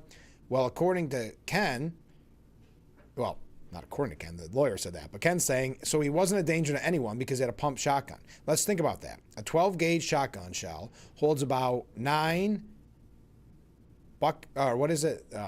How do you say that? Shoot. Well, buckshot pellets. I assume an extended magazine can hold 10 rounds. So that is 90 individuals, 1/4 inch diameter bullets that can be fired as fast as a man can pump the gun. Aiming in a crowd would not be important. Just hold it level and pump. An extended magazine semi-automatic pistol can hold up to 20 rounds and fire as fast as you and pull the trigger. It shoots one bullet at a time and you have to somewhat aim it, even in a crowd. Which is more dangerous in a crowd? Well, and this goes to show, I think that piece of CNN bemoaning that there isn't more talk about gun control, you know they want to go after shotguns. I mean, that's one of the frustrating things that people talk about when Second Amendment, or gun owners, I should say, when they don't get out and vote in New York, they say it's frustrating because you'll talk to someone and they go, I don't vote. They're not going to take away my rabbit gun or my hunting gun. That's their ultimate goal. Okay, continuing. Mark writes, as to the school taxes, I believe anyone over 65 should be exempt from school taxes. That's a fair point, Mark. We're having a lot of good school conversation this morning. The one that triggered this all was from, not to use the left's term, but got the conversation started, was should taxpayers fund athletics in the schools? All right, and here's a comment from a viewer. I like the exacta pick, and we're asking you to get your derby picks in. I like the exacta pick, Chief Wallaby with Incredible on top. But then again, my pick was dead last year. Yes, we've all had years like that. I think I had a rough year last year too. So, but doesn't mean you can't make predictions. Okay. Man, I have other comments coming in. I wish I could read them right on the fly, but that's tough to do. Joseph Burns says, brace for a battle as Hochul reviews New York's gerrymandering threat. Republicans and all fair-minded New Yorkers dodged a bullet in March. That's when the Supreme Court halted a lawsuit that aimed to redraw New York City's only GOP House seat out of existence. But on Wednesday, the gerrymandering frenzy among New York Democrats sparked anew after the High Court struck down race-based redistricting in a landmark case. Hochul howled that the justices were clearly carrying out Donald Trump's will with this decision. State Senator Mike Gianaris called it a five-alarm fire for the defense of free and fair elections. Both immediately leaped at the chance to turbocharge their dream strategy, amending the state constitution to reform its ban on partisan gerrymandering. Compared to that effort, the failed lawsuit targeting a single district now held by Nicole Maltakis was small potatoes. So now just buckle up, and you're going to hear more of this. Hakeem Jeffries, Politico, is reporting because Hakeem Jeffries saw this as his only win. It's the only thing that got him a pat on the back from his own party. So now he lays out more targets for gerrymandering in response to GOP's renewed push. All options are on the table as we get through the 2026 election and look to the future. As many governors have already indicated, we'll be prepared to respond in states like New York, Illinois, and Maryland, as well as in Colorado in advance of the 2028 election. Yes, get ready, buckle up for this in New York State, because we don't have a budget yet, but we know where Hochul's priorities are. Even in New York, one of America's bluest states, voters, over the wishes of the Democratic establishment, were willing to defeat these cynical attempts to undermine the state's constitution, electoral safeguards. They should get ready to do so again. Now, I wanted to mention, we got a couple things here on Hochul, but before we talk, because this is so appropriate, before we hear from Assemblyman Phil Palmisano, right before we go to break here, I want to mention this. A 10-year state rebate program for commercial landscapers who purchase electric-powered landscaping equipment may be on its way.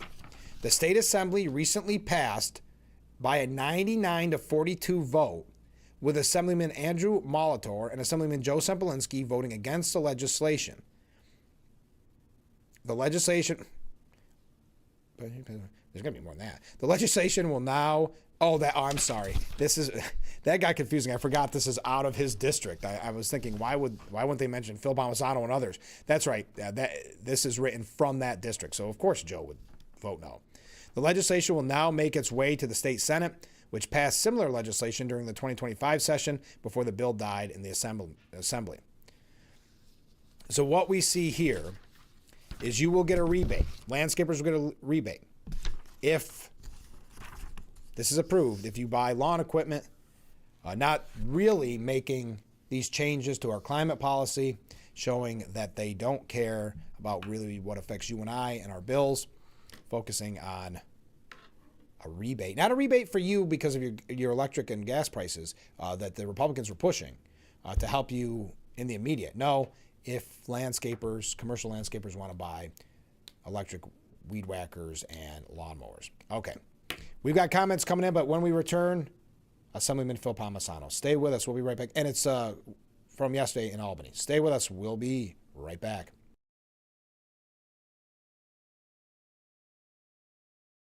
New York State is putting nearly $60 million towards improving key roadways across the southern tier. Many older homes are still at risk for exposing residents to high levels of lead. The Nani Hood Parent Resource Center once again brought the community together for its annual Halloween parade. Around the southern tier, Finger Lake stands out for its scenery and wine scene. This year's dry drought brought some positives to the crop. Lee Com Center is looking for fans to show up and show out.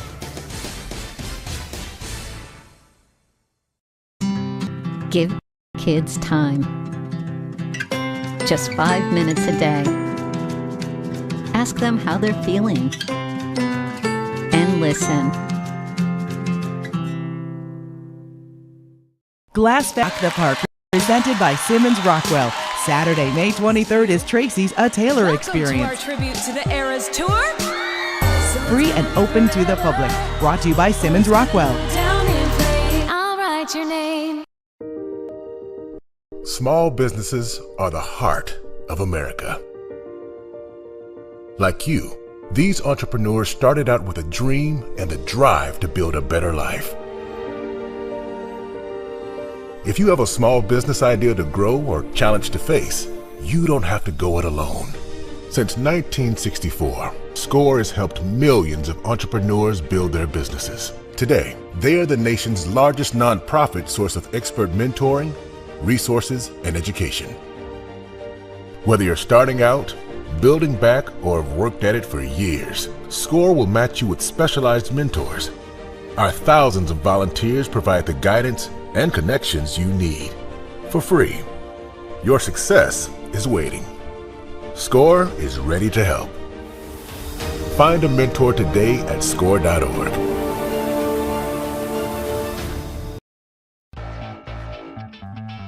The Frankly Speaking Roof Cam, brought to you by Boss Security in Horseheads. Contact them today for all your business and home security needs.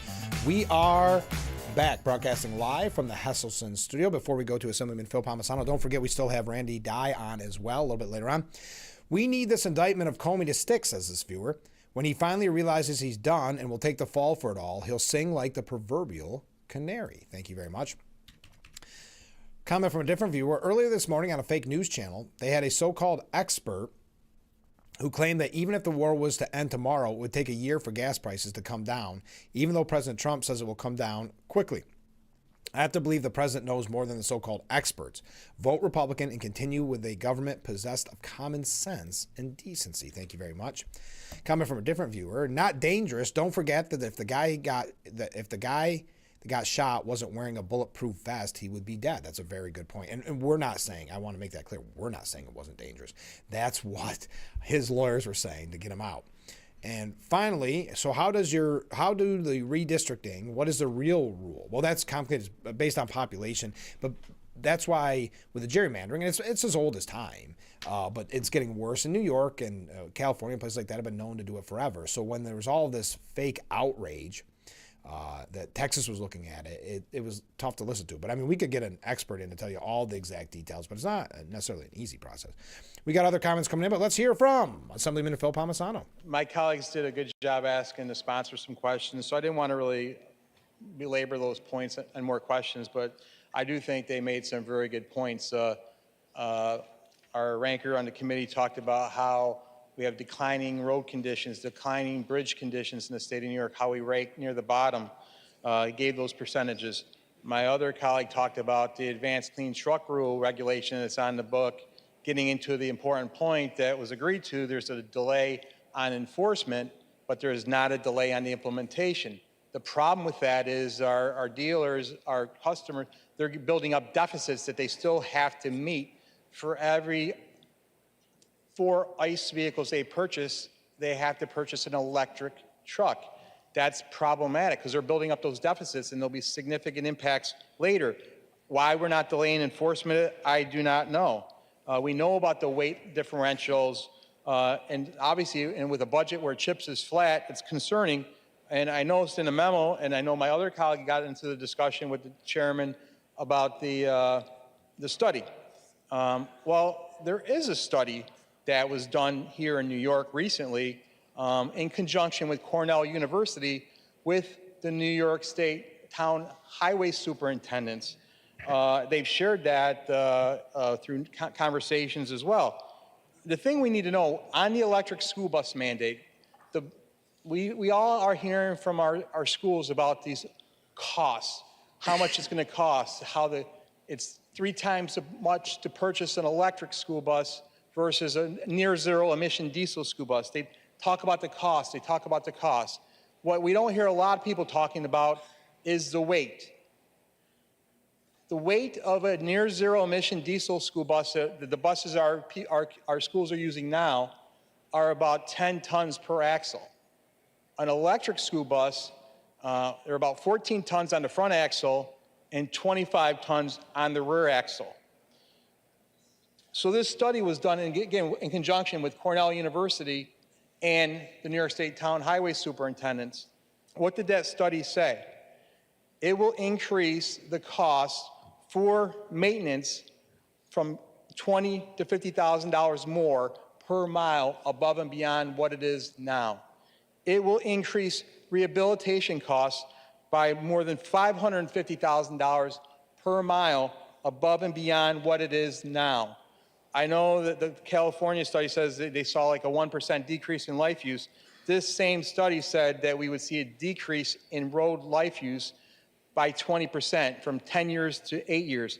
That is significant, my colleagues. That is something we need to take into consideration as we rush through this electric school bus mandate, the impact on the cost for our school districts, the cost of power, but also the cost to the towns that we all represent that are going to bear the burden of this.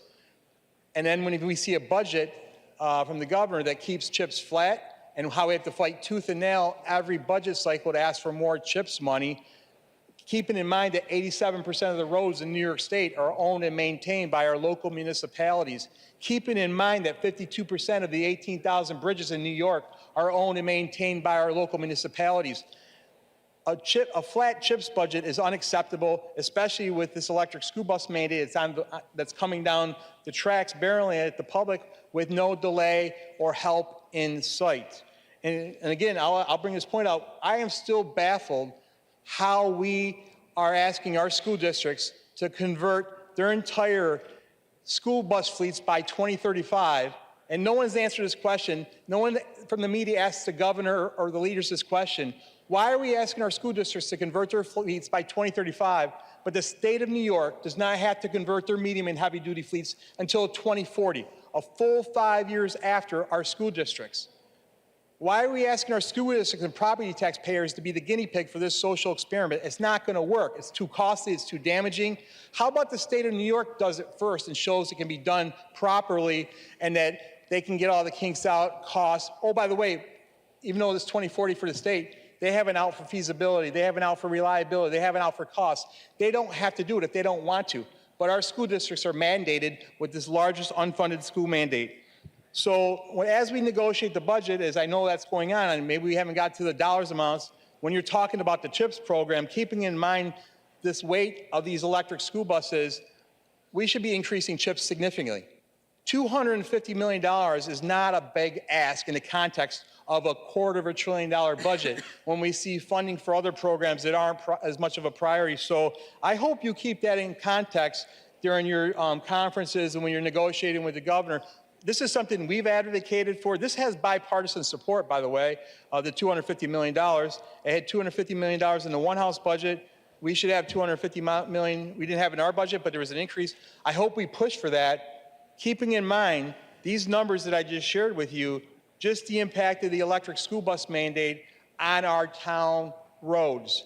Significant costs. So the CHIPS increase is justified and warranted to address that. And I hope we take that into consideration in light of this study that's out there that is done here in New York in conjunction with Cornell University with those preliminary numbers that are out there. I think that's something we got to consider moving forward. So I just wanted to share that information with my colleagues. I hope we take that into strong consideration as we move forward. This is a good reason right there to increase the CHIPS funding for our local towns, villages, and communities during this budget process, given the impact the weight of these vehicles on our communities. Thank you, Madam Speaker. And we thank Assemblyman Phil Palmisano for the hard work he's doing for us in Albany. When we return, we are going to hear for candidate for Corningtown Justice, Randy Dye. Then after that, we're going to have your comments and get ready already, it seems like, to wrap things up. We got a half an hour left, so stay with us. We will be right back with Frankly Speaking here on WYDC TV, Big Fox. You don't have time to go to the gym? The health club is not an option?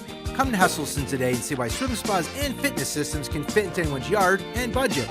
12-foot, 14-foot, 15-foot, 18-foot dual temperature hot tub and swim spas are all on display in Hesselson's indoor and outdoor showroom. Try before you buy. 0% interest-free financing options are available on every Hesselson swim spa. Swim and exercise year-round and start making every day better. After 70 years, it's still fun to poke in the corners at Hesselson's. Give kids time. Just 5 minutes a day. Ask them how they're feeling. And listen. For years, I thought it was just stress. But then it felt like I was stuck in a state of panic, obsessed with worry that something bad would happen if I didn't complete endless rituals. I realized I couldn't solve this on my own. So I made the call. I found a doctor who diagnosed me with OCD. Little by little, she's helping me manage my symptoms. Now I'm able to live more in the present. Mental health care works when you make the call.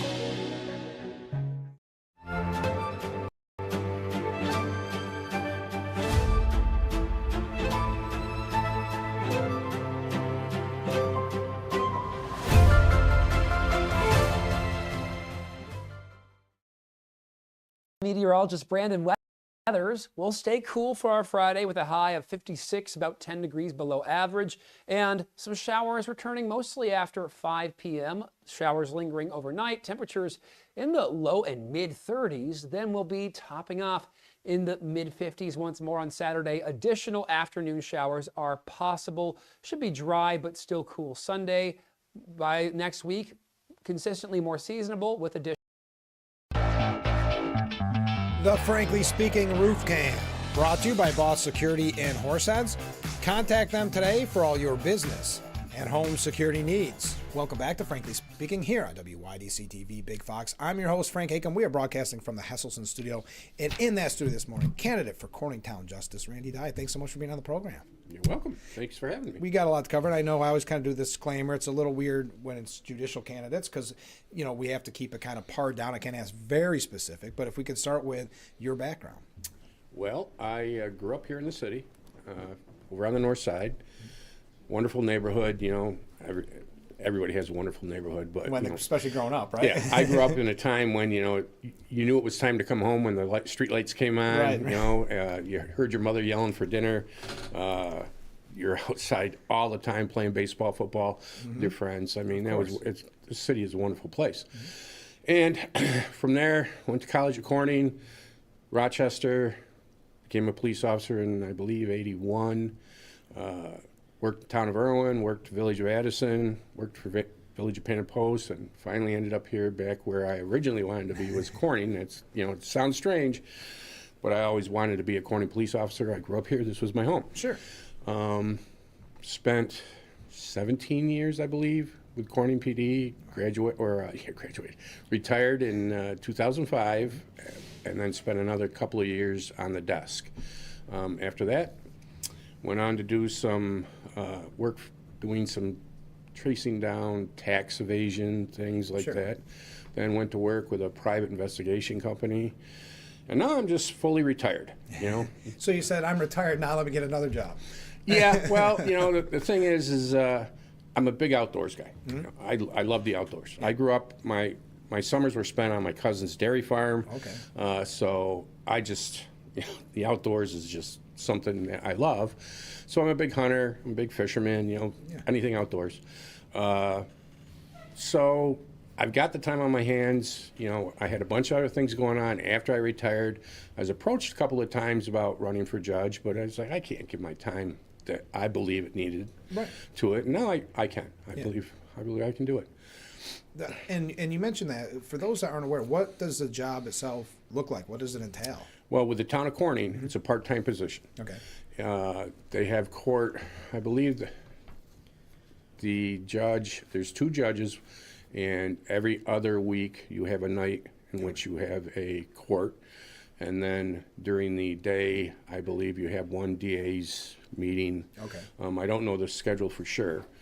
But, it's considered a part-time position. But, if I'm elected, I've got the time. I plan on dedicating everything to it. They always say things like that are part-time until you get into them, right? I mean, I imagine it's a lot of work. I mean, you've got to be able to, before you make a ruling, you better make sure that you know what you're talking about. I would hope, right? So there's a lot of research that's going to have to go into this. What do you think are some of the major issues you could face? Well, in a small town, and being just a justice court, the worst that you're going to see as far as crime is going to be a misdemeanor. Sure. You can't go, anything above that goes to the county.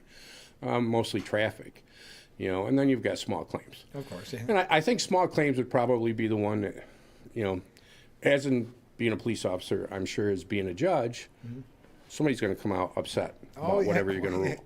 Yeah. So that would be the tough one because you're dealing with your neighbors, but you've got to look at everything.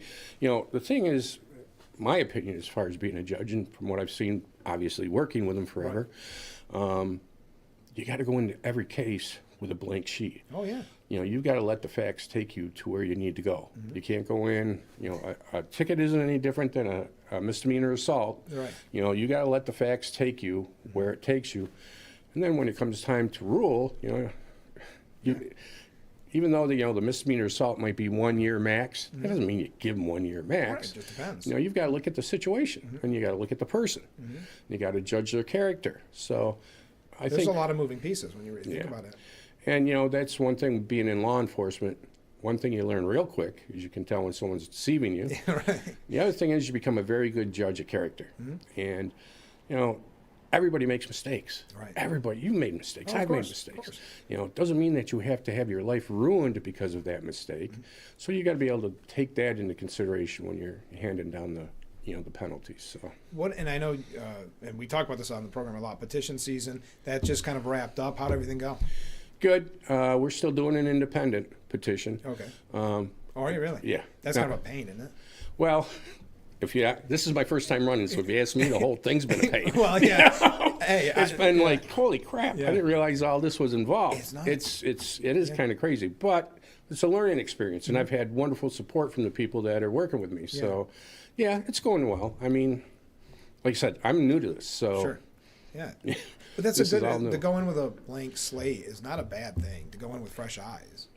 yeah. I mean, Yeah. listen, you know, they opened up. Oh, yeah, very yeah. quickly. So well, I think it's funny because people tell you how bad can the petition process be, but then when you knock on doors all Saturday afternoon and you walk away with 3 signatures, Right. it can be pretty bad. and you better make sure your paperwork's correct. Yeah, you know? it and becomes a that's real the mess. thing. You know, you got to make sure what you're doing is correct.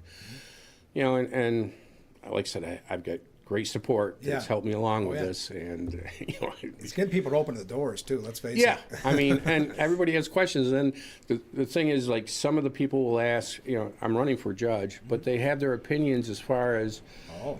I mean, look what the states are doing to people, you know. You know, I have one woman asking me about, you know, what are we going to do about our electric bills? Right. And I sympathize with her. You know, the state is pricing people out of their homes. 100%. So, yeah. It's But tough. you gotta be able to listen. You do. What have, other than that specific issue, what have voters been saying when they find out that you're running for town justice? So far, it's been very positive. You know, I believe that they just look at my background in law enforcement, and I think they feel like it's a natural thing to move on. Most, you know, I think if you look at most town judges, they've got a law enforcement background. Yeah, they've been very positive. Glad to see me doing it. So, Yeah. And it's a quick turnaround because you've got the primary, correct? yeah, So, you're talking it's May, and we're talking June. yeah. I think it's the 22nd is Yeah. the I date think for so. the. But so that's a big day. The primary day is, you know, so because people I found, they'll say, well, I'll worry about it in the general. Well, if you don't worry about it in the primary, there is no general, you know? And the thing is getting the vote out for the primary. Yes. Because a lot of people just don't worry about the primary. you know? Exactly. You know, Yeah. So. Yeah. We had in Irwin, one go around, you know, you're talking 30, 40 people showed up in the whole town of Irwin. Yeah. It's kind of sad, you know. Yeah, so speaking of that, how do you plan on campaigning here on out to get the vote out? Obviously, signs. We're going to have some flyers. Right. You know, the standard thing. Yeah. This obviously is an Sure. appearance. Sure. To get the word out. You know, talk to people. That's the thing you got to do is you got to go out and talk to people. So. And it is actually June 23rd. I think. 23rd, Yeah, okay. June 23rd. I don't know if we said that, but I want to correct it because we're going to have a lot of candidates on. June 22nd sticks in my mind because of 1972. Oh, well, sure. you know? Okay. Yeah, there you go. So. Yeah, so June 23rd. But before we go, how can people help your campaign? Or if you haven't had an opportunity to knock on their door yet, how can they find out more? The easiest way is to reach out to on my website or my Facebook page. Yeah. They can leave comments there, and I'll get back to them. Otherwise, wait for the knock on the door. Wait for the knock on the door. If you have the people that are helping me, if you want to get a hold of me, they'll get a hold of me. Oh, sure. You know, I mean, I've talked to several people on the phone when I've had people at doors, so I'm available. Yeah. Well, best of luck coming up on June Well, thank you, 23rd, Frank. and hopefully we can talk again soon. Yeah, All sure. right. Stay with us. We'll be right back with Frankly Speaking after that.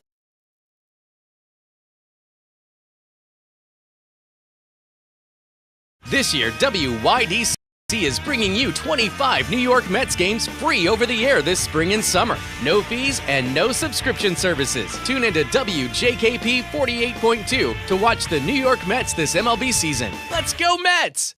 The only thing more American than apple pie and 4th of July is baseball. This year, WYDC is bringing you 25 New York Mets games free over the air this spring and summer. No fees and no subscription services. Just turn on WJKP 48.2 and grab a comfortable seat right at home to watch baseball history unfold. Make sure you don't miss a home run. And tune into WJKP 48.2 to watch the New York Mets this MLB season. Let's go Mets! Glass Fest the Park, presented by Simmons Rockwell. Friday, May 22nd, it's award-winning country music powerhouse Drake White with soulful country entertainer John King opening. Friday, May 22nd in Riverfront Centennial Park in Corning. Free and open to the public. Brought to you by Simmons Rockwell. I'm a different kind of threat. You can't call the cops on me. I don't even have to break in. I'm invited.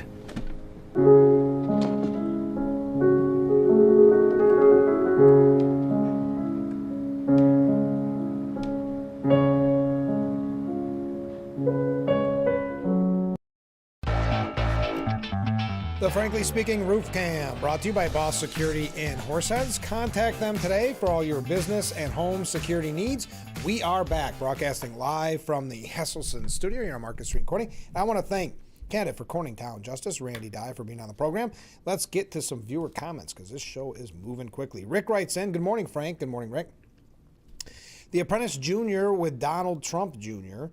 as the main character. It'll be a flop. He's just like his own man. The Apprentice wasn't a flop. Okay, I mean, that's just the facts. It was hardly a flop, but okay. He's going to be just like his own man and successful. But let's continue. Trump says Jimmy Kimmel has to go. Grow some hide, Donald, and take a little ribbing. First Amendment. Take your medicine. You deserve and earn it every minute of the day. Sure. So Rick is suggesting that jokes about the president dying and making Melania a widow, fair game. And, of course, not only fair game, he deserves every second of it. Another interesting take. So we're 2 for 2. Make America healthy. Voters aren't happy with the Trump administration. Did you mean MAGA voters? Or anyway, saying they voted for Trump because of campaign promises he made. Now their votes are up for grabs in the midterms. They aren't happy, okay? And then what about Donald's war with Iran? Donald, I don't think Iran is ready to cut a deal badly like you said. They can't wait is another lie. The supreme leader of Iran said foreign actors should be at the depths of the Gulf. That sounds like they want to make a deal badly, doesn't it?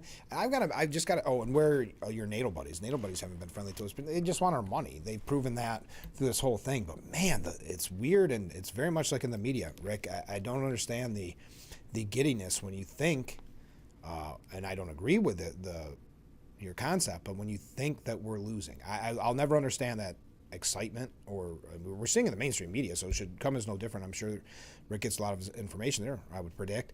Okay, if that's what you want to celebrate on, I don't think it's factually accurate. I think you're wrong in your point, but the fact that you look at that as a positive thing just because of your dislike for Trump is shocking to me. I hope I don't ever get that consumed by politics where I want us to lose a war because of the guy in charge. But we'll continue with viewer comments from different viewers, clearly. Did you see where the mayor of Seattle is pulling a Hochul? She's saying good riddance to all the millionaires. So Starbucks is moving headquarters to Tennessee, approximately 2,000 jobs, and might equate to about $750 million in tax revenue lost. And I think they said that there was some type of kind of headquarters still there, or some type of presence there. She actually said, this is a quote, "I think the claims that millionaires are going to leave our state are like super overblown. And if the ones that leave like buy." Her quotes are could be as good as, I got to keep an eye on her. She could be as good as Jasmine Crockett. Katie Wilson, mayor of Seattle. And I quote yet again from Miss Wilson. "I think the claims that millionaires are going to leave our state are like super overblown. And if the ones that leave like buy." Okay. Comment from a different viewer. Good morning, Frank. Well, good morning. Roughly 40 million hunters each year take to the forest for game hunting. And I don't remember any report of mass shootings out in the wild. So it's not the guns. Thank you. And earlier we played a clip from Assemblyman Phil Palmisano. Philip Palmisano made a fantastic, convincing speech on the electric school bus mandate. I'd like an account on whether supporters of the mandate are getting donations for electric bus manufacturers. Good point. Ken writes in, you should ask Phil if an expanded picture can be shown so we can see how many empty seats and how many legislators either aren't there or are not paying attention to the state's business. Well, I think much like C-SPAN, I think that is the footage that we are getting is from Albany itself. And let's face it, Albany, again, one-party rule, is not going to want expanded view whatsoever. So that's why when you see, for instance, on C-SPAN and you see a congressperson giving a speech and they only have it zoomed right in on them because that speech is most likely them surrounded by empty seats. There's a certain time when they can make those speeches. So keep that in mind. It is run by Albany, and I don't think the powers that be that want it. But I'm sure Phil would have a problem, but that's a service provided by Albany. But thank you for your point, Ken. New York is set to pass the most extreme sanctuary policies as Hochul and Albany Democrats near an anti-ICE deal. And this is not necessarily a surprise. We talked about this recently, that this was most likely coming down the line. But it would impose sweeping bans on cooperation between local law enforcement and ICE. We talked about this with Sheriff Allard earlier in the week. Assembly Speaker Carl Hastie confirmed 95% of an anti-ICE immigration package has been agreed upon between Hochul and state legislators as part of ongoing state budget talks, including etching New York's first statewide sanctuary law, restricting how law enforcement can interact with immigration authorities. Quote, I think we all want to deal with the aggressiveness or the over-aggressiveness, let's say, of ICE. But we also understand that there should always be due process. Okay, you do. Interesting. Narrow but still crucial details about how the law would function are still being hammered out. Now, Hochul was urged yesterday to pardon the convicted cooler cop, who we mentioned with gubernatorial candidate Bruce Blakeman, who Bruce Blakeman said if he is elected, he will pardon Eric Duran. Well, more than 36 state lawmakers are calling on Governor Kathy Hochul to pardon ex-NYPD Sergeant Eric Duran of his manslaughter conviction, slamming the case against him as a blatant miscarriage of justice. It was put forth by GOP State Assemblyman Matt Slater, and the letter was signed by nearly 40 of his colleagues, pleading with her to grant clemency to Duran, saying, quote, at a time when law enforcement officers are asked to make split-second decisions to keep our community safe, we must also ensure they are treated with fairness when those decisions are made in good faith. Duran's actions were taken in the line of duty to protect others from immediate harm, and we believe justice and fairness warrant your consideration. This is not going anywhere.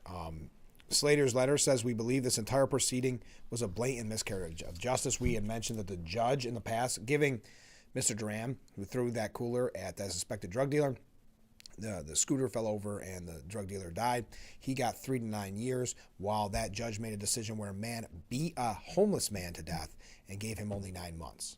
So to his point about miscarriage of justice. But we've got to take a short break and wrap up today's edition of Frankly Speaking. So get your last minute comments in, because this has definitely been a show with comments. And the big question that started off the morning actually ended yesterday's broadcast, but if you'd like to weigh in before it's too late, is should taxpayers be funding athletics in the schools? There's been quite a discussion this morning. And also, get your last second Derby picks in. We've had a couple. All right, stay with us. We'll be right back with Frankly Speaking after this.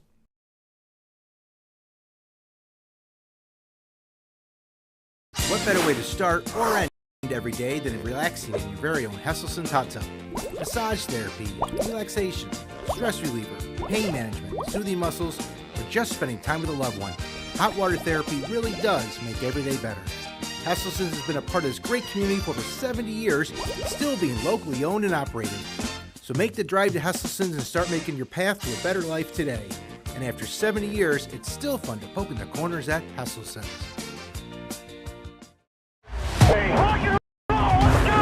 If you want an experience that wakes you up, a place where you can scream to your heart's delight, go ahead. No one will hear you anyway. Here, you don't just watch. You feel. Come as you are and have a damn good time. That rumble you hear, that growl you feel, that's us.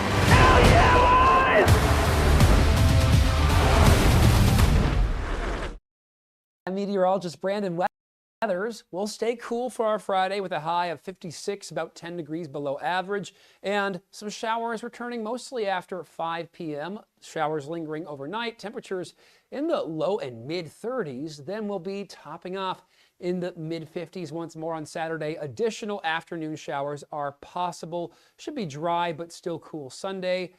By next week, consistently more seasonable with additional opportunities.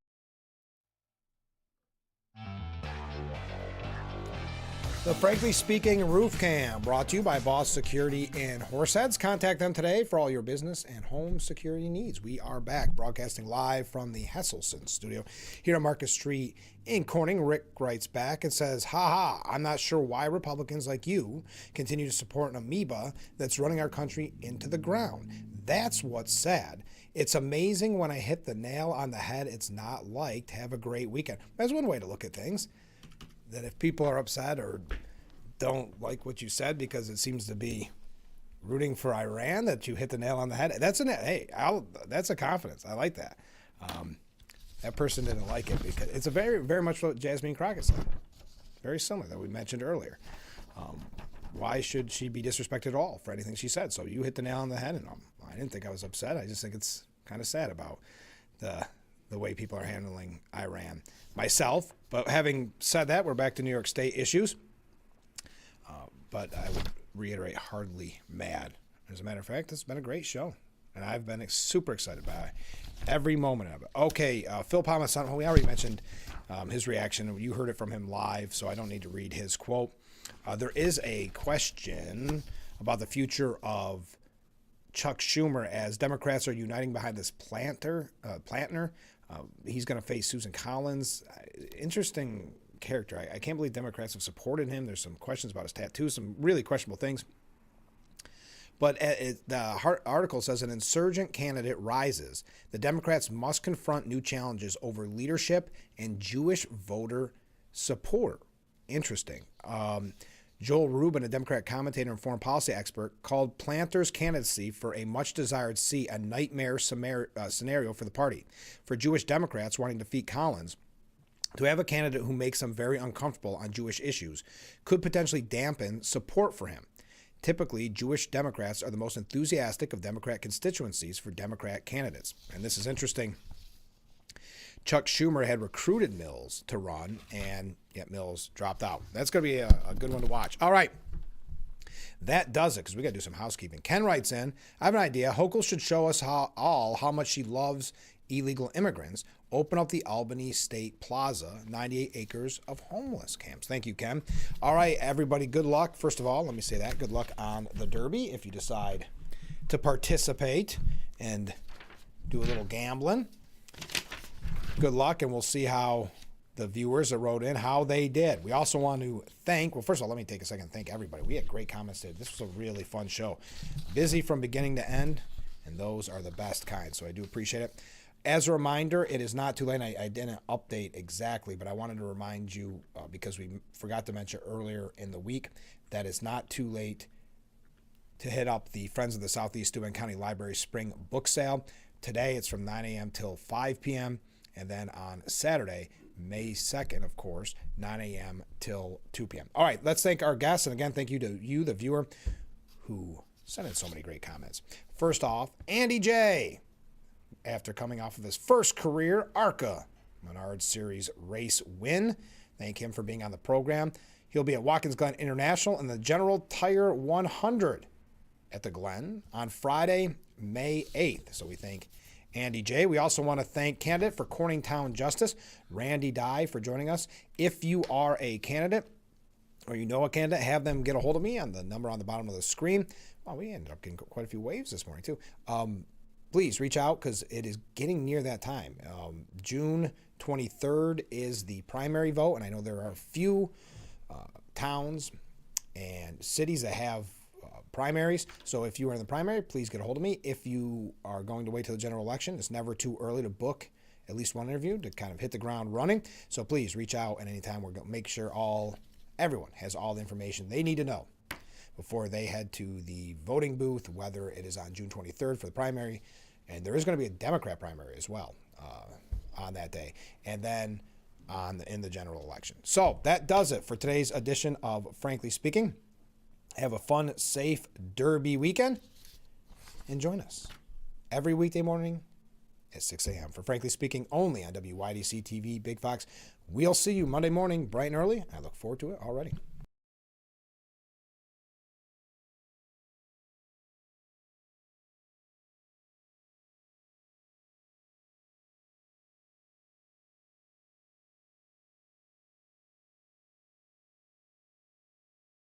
Glass Fest Rock the Park, presented by Simmons Rockwell. Saturday, May 23rd is Tracy's A Taylor Experience. Welcome to our tribute to the Eras Tour. Free and open to the public. Brought to you by Simmons Rockwell.